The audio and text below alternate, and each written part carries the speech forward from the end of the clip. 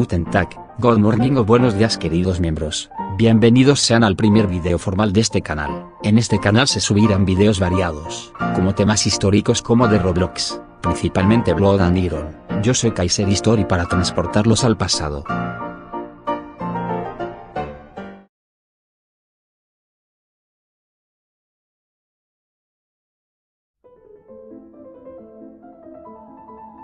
La Gran Italia, uno de los países culturalmente y históricamente más importantes de Europa y en general del occidente. En general, pues, aunque pues actualmente esté jodido con otros países europeos, para mí en lo personal es uno de los países más importantes, ya que nos trajo joyas como el Imperio Romano, el Reino de Italia, que ya usted ya se va a imaginar que a quién salió. Y bueno, lo que hoy les voy a contar y en cierta forma lo que se hace centra el video es la Italia, la cual pues creó las bases de lo que es el Estado italiano actualmente, ¿sí? Para eso los voy a llevar para la época medieval, la queridísima época medieval que te podías morir por cualquier enfermedad y que puedas durar solamente 20 años, que era la esperanza de vida. En tiempos de Carlomagno, estoy hablando del año 800, más específicamente del siglo XVII, el hombre pues prácticamente pues convertiría pues en el rey de los lombardos y rey de los francos. Con ese título se daría plenamente el poder de llevar a cabo una cristianización a los reinos de Germania y de varias zonas las cuales no había llegado todavía la cristianización en Europa, anexándose gran parte de Francia y consigo también de Alemania, ¿sí? El caso es que claramente, como todo imperio, pues tenía que llegar a su fin, ¿sí? Cuando el hombre se murió, los hijos querían gobernar, todos a la vez, pero claramente eso no se podía. ¿Qué pasó? Pues se decidió dividir el reino en tres partes, las cuales pues fueron la Francia actualmente, la Francia media y la Francia oriental, o el reino de los francos orientales, el que nos vamos a centrar pues en esta parte del video, ¿sí? Esta Francia evolucionaría como se conoció como el Sacro Imperio Romano Germánico, ¿sí? Este imperio, la cual yo la verdad digo que pues, sí fue importante, pero pues para mí sinceramente es un logro gigantísimo, la verdad, para contárselos como literalmente era, porque en cierta forma no era un imperio, ¿sí? El caso es que pues Italia prácticamente en esta época pues era importante, yo iría más por el Papa, ¿sí? Era una región en cierta forma en la cual los imperios podían hacer lo que se les daba la gana. Pues el reino de los francos, bueno, Francia oriental pues tenía partes de esa Italia, parte de una Italia que llegaría desde Saboya y Venecia, llegando pues también casi a la iglesia, ¿sí? Pues bueno, ¿qué pasó? Se llevó a cabo una coronación y el Papa coronó al que era gobernador para ese entonces del Sacro Imperio Romano Germánico, o bueno, no para ese entonces, Francia. Lo coronó como emperador de los germanos y prácticamente se convirtió en según el sucesor de Roma, ¿sí? Otro más, ¿sí? Rarísimo, la verdad. ¿Qué pasó? Pues bueno, después de eso, claramente empezaría pues en cierta forma a regir el Sacro Imperio como tal, ¿sí? Empezó a existir. Para decirles sinceramente qué pasó después con ese imperio, porque en general no era un imperio, se dividió todo, la verdad. Todos los estados que estaban conformando ese imperio los dividieron horriblemente en muchos ducados, porque pues para ese entonces el sistema medieval no era como el de ahora, ¿sí? Ya ustedes ya se van a imaginar. De pronto, si ustedes me dicen igualmente en los comentarios, puede que yo les hable un poco acerca de esta época y cómo funcionaba pues el sistema, ¿sí? El caso es que claramente Italia pues no fue la excepción, ¿sí? Claramente antes de que fuera parte del Sacro Imperio, el reino de Italia como tal que era conocido era una parte administrativa del Imperio Carolingio. Cuando este se fragmentó en tres partes, Italia cayó en la parte conocida como la Francia Media, que ya acabo de explicar, obviamente. Pero esta prácticamente fue la Francia que menos existió, obviamente. Entonces claramente al caerse esta pasó a manos de la Francia oriental, que terminaría siendo como el Sacro Imperio. Muchos se van a preguntar por qué esta se dividió en tantas partes. Pues bueno, prácticamente la división fue más por el sistema feudal que era requerido para que se diera de manera más efectiva la administración del territorio y como tal de la seguridad del pueblo. También eso fue más por la debilidad que tenía el imperio como tal desde Italia hasta Alemania, ¿sí? Recordemos de que la casa como tal del emperador se encontraba en Alemania. La distancia de Alemania a Italia era muchas, entonces claramente esto hacía que la administración fuera mucho más incompetente que al estar más cerca de la autoridad, ¿sí? Eso hacía que claramente estar más alejada al Sacro Imperio se le hiciera mucho más fácil dividirlo para darle territorio a los que sí eran leales al Sacro Imperio. También como temas como pues conflictos internos como tal, y también la intervención del Papa para mantener territorios que él consideraba parte de los estados papales, ¿sí? Como tal. Entonces esto fue más las causas que hicieron que Italia, después de que pasó a ser parte del Sacro Imperio, se le dividiera en demasiadísimas partes.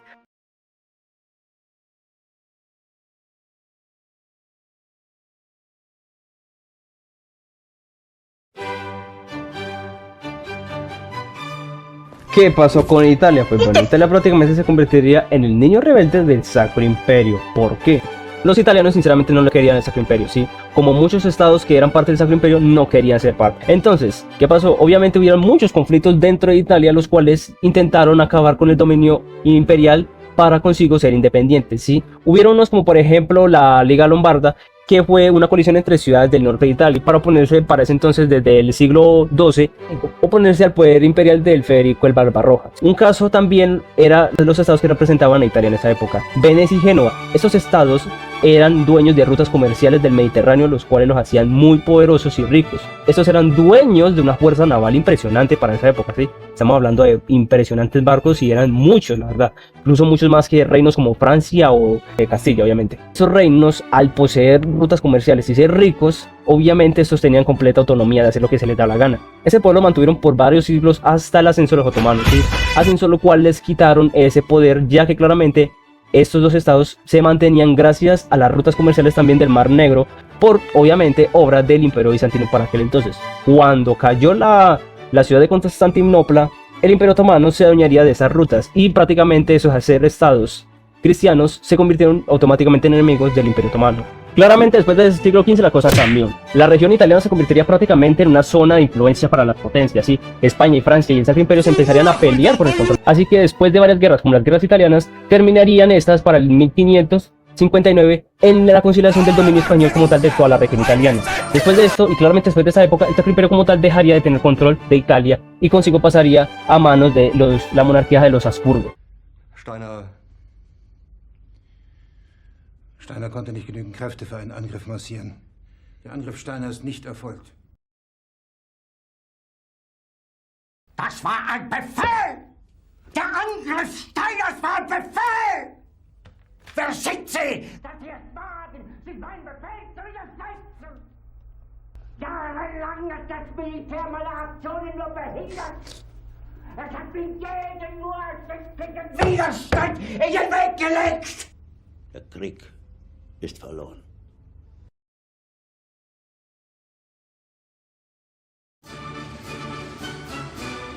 Obviamente después de estas épocas no solamente la decadencia como tal del Sacro Imperio se empezaba a notar, sino también el alza de nuevos imperios como el español o los Habsburgo como tal, y también consigo de los otomanos, ¿sí? Para Italia ya esta época pues sí, podemos decir que fue una victoria de Italia, pero no fue así, prácticamente fue solamente un paso más para seguir con un control de una nueva potencia, y esta fue España, claro. Con el alza del Imperio Español y las colonias como en América que habían encontrado, en las riquezas y demás, eso los había hecho una gran potencia como tal, tanto en Europa como en América. Entonces consigo los Habsburgos habían dominado totalmente la península para consigo adueñarse de esta a causa de varias guerras las cuales había tenido con Francia. Tras esto, claramente España seguiría siendo dueña de la península itálica como tal hasta su decadencia que empezaría desde más o menos el siglo XVIII. Después de esto y tras claramente el destronamiento como tal de los Habsburgo de España, empezaría a gobernar los Borbones, pero claramente ya España sin ser dueña de Italia. Claramente aquí la cosa no había terminado. Entre Habsburgos y Borbones la guerra todavía tendría que seguir, ya que claramente los dos les interesaba y les convenía la región como tal de Italia al ser importantemente tanto estratégicamente como económicamente. Pero claro que uno sería el dueño soberano de Italia y ese fue Austria. ¿Qué pasó con Francia? Pues bueno, para el siglo XVIII como tal la cosa para Francia estaba jodidísima. Hambrunas, problemas económicos, en pocas palabras el país no tenía plata, corrupción del gobierno, desinterés de la monarquía como tal hacia el pueblo. Bueno, en pocas palabras, demasiadísimos problemas que tenían a Francia ahorcadísima para esta época. Y ustedes estarán preguntando, entonces, ¿qué hizo Francia para estar así? Pues bueno, les voy a responder. En esa época el absolutismo en toda Europa existía. En pocas palabras, el monarca hacía lo que se le daba la gana y el pueblo tenía que pagar por lo que él hiciera. En Francia pasaba lo mismo. Francia se había metido en muchas guerras, las cuales le dejaron el bolsillo completamente vacío. Y el pueblo tuvo que pagar por esto, ¿sí? Pero el pueblo se cansó y decidió rebelarse en lo que se conoció como la Revolución Francesa. Destituyeron a los monarcas y consigo se creó la República Francesa, la cual podríamos decir que fue la primera república como tal, al pues ser más liberal que el mismo Estados Unidos. Pero claro, uno puede llegar diciendo que odias al gobierno chino enfrente a los chinos. Francia la tenía difícil porque en esta época era Europa toda absolutista, o sea, a nadie le importaba el pueblo. Las monarquías como tal, al ver el primer estado que les importaba el pueblo, lo veían como una gran amenaza. Entonces se inició lo que se conoce como la primera coalición y consigo para poder acabar con el gobierno francés en esta época. ¿Qué pasó con Italia en esa época? Pues bueno, Italia, bien dividida como siempre, está bajo dominio austriaco. España ni Francia están para quitarle Italia, pero claramente eso duraría por muy poco tiempo. Obviamente los austríacos utilizaron a Italia como puente para atacar a los franceses, cosa que los franceses no les dio muy bien. Así que llamaron a Napoleón para ayudarles en una campaña la cual acabara con el dominio total de los austríacos. En esas épocas Napoleón ya empezaba a ser conocido después de algunas victorias que había tenido. Y claro, con esto se le hacía muy bien propagandísticamente, obviamente, le iba a ayudar mucho. Entonces tras obviamente haber ganado la campaña que fue bien exitosa, echarían a los austríacos totalmente de la región. Y la república tendría el control total del norte de Italia y ya más próximamente el control total de toda Italia, iniciando con el periodo de la Italia francesa.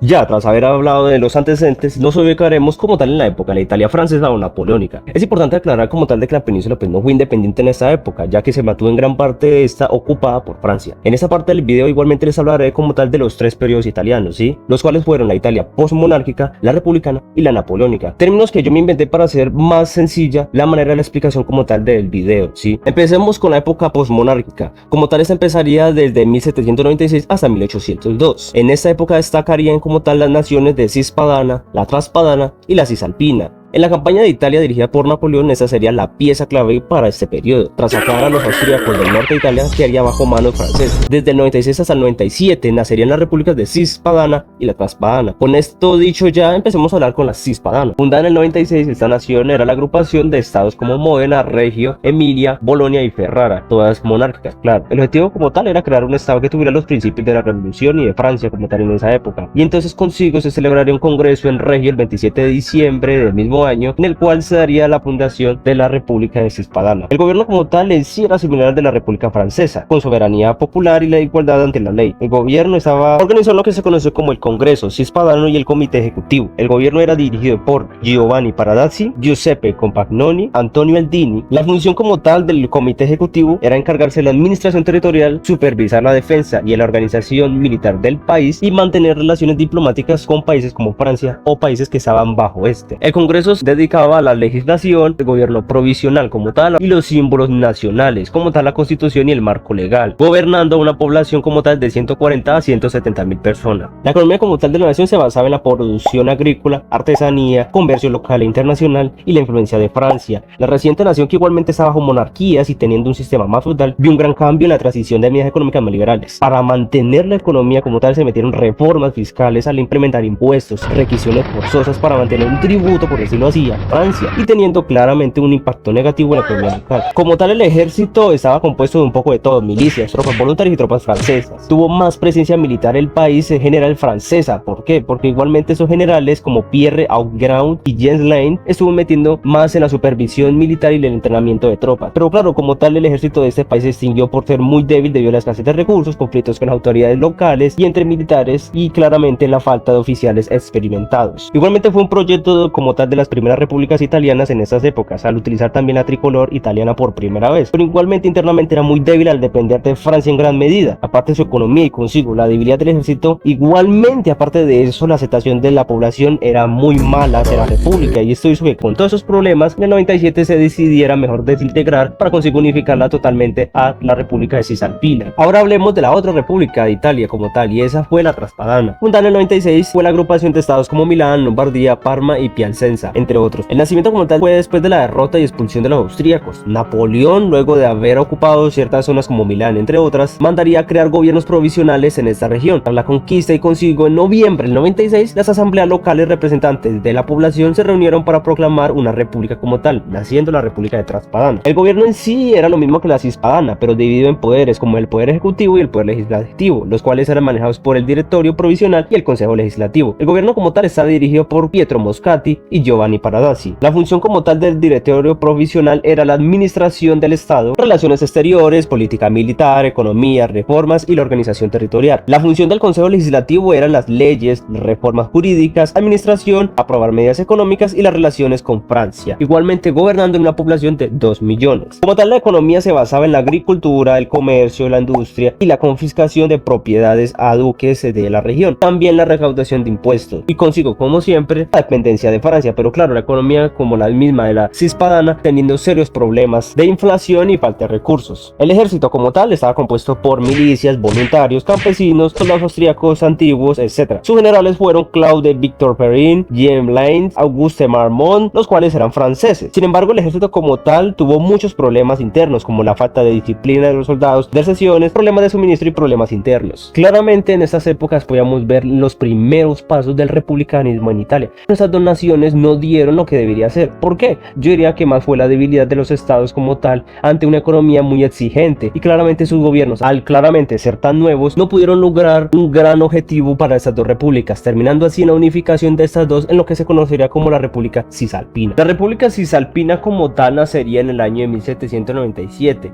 Esta fue la unificación de Cispadana y Traspadana como tal. Su nacimiento apareció para consigo extender la influencia francesa en la región y consigo los sonidos de la revolución, también para mantener un control estratégico contra Austria al esta ser como un estado tapón. También Napoleón tras esto la proclamaría el 29 de junio del 97. El gobierno como tal está dividido en poderes, conocidos como el ejecutivo bajo el directorio de 5 miembros, el poder legislativo bajo el Gran Consejo y el Consejo de los Juniors, y el poder judicial, el cual el directorio se encargaba de este. Sus gobernantes principales fueron Francesco Melzi, Giovanni Galeazzo y antiguos miembros de las anteriores repúblicas italianas como tal. La función del ejecutivo era encargarse de la administración del Estado, política exterior, la supervisión militar, implementa la constitución y el control económico. El legislativo era aprobar, rechazar leyes, supervisar al ejecutivo, elegir directores y el control de la constitución como tal. Y el judicial era resolver disputas y aplicar nuevas leyes, gobernando en una población de 3.5 a 4 millones de personas. En lo económico como tal se basaba en el mismo sistema de las antiguas repúblicas como tal, aunque siempre con el mismo problema de depender de Francia. El ejército como tal tenía una mejor estructura al contar con ya infantería, caballería y artillería, como también oficiales. Sus principales generales fueron Napoleón, Jean-Mathieu Philibert, Joachim Murat y Guillaume Brun, entre otros como tal italianos. Sin embargo, este tenía problemas como tal, como descontentos de la población con el reclutamiento obligatorio, la falta de recursos y la dependencia de Francia, o sea, la misma historia de las anteriores. La república como tal fue un poquito más duradera y consigo mucho más estable que las dos anteriores, pero obviamente con los mismos problemas de siempre. Claro,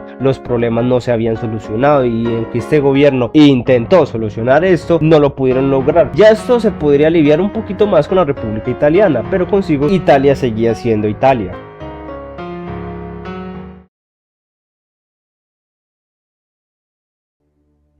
Tras 1802 comienza el periodo republicano. Este se distingue más ya consigo haber transcurrido como tal 2 años desde el establecimiento de Napoleón en el gobierno francés y sus siguientes grandes victorias en Italia y en Europa. Este periodo se establece la República Italiana y consigo así iniciando este periodo tan interesante para la historia italiana. Y ya explicado esto, pasemos a hablar de esta nación. La República Italiana como tal nació tras la modificación de la Constitución de la República Cisalpina para permitir que el primer cónsul, o sea Napoleón, se volviera su presidente, realizando el 26 de enero de 1802 en la Asamblea de Lyon. El gobierno como tal, no hablaré pues como tal tanto de este debido a que el poder era centralizado, ya que Napoleón se impuso en este, y aunque habían poderes como tal y un consejo, estos eran más teóricos. En sí el gobierno recae en el presidente Napoleón y el vicepresidente, que se encargaba de la administración del Estado, ya que Napoleón gobernaba desde Francia y con las guerras como tal no podía estar al 100% dedicado a Italia, siendo en sí Francesco Melzi de Eril el gobernante de Italia, y otros como Giuseppe Prina, Giovanni Bovara y Alessandro Tribulzio ocupando cargos de ministerios como el de cultura, guerra o finanzas, gobernando en una población de 6 millones de personas. En economía casi intentó mejorar la industria y el comercio, hasta incluso teniendo un mercado, pero dependiente de Francia,